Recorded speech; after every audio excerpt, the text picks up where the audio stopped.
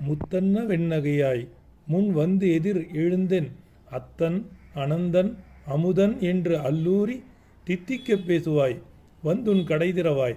பத்துடையீர் ஈசன் பழவடியீர் பாங்குடையீர் புத்தடியோம் புண்மை தீர்த்து ஆட்கொண்டார் பொல்லாதோ. எத்தோ நீ நண்புடைமை எல்லோம் அறியோமோ சித்தம் அழகியார் பாடாரோ நம் சிவனை. இத்தனையும் வேண்டும் எமக்கேலோர் எம்பாவாய். முத்து போன்ற அழகிய வெண்ணகை உடையவளே, அத்தன் அனந்தன் அமுதன் என்றெல்லாம் பேசுவாயே இறைவனை தித்திக்க பேசுவாய்.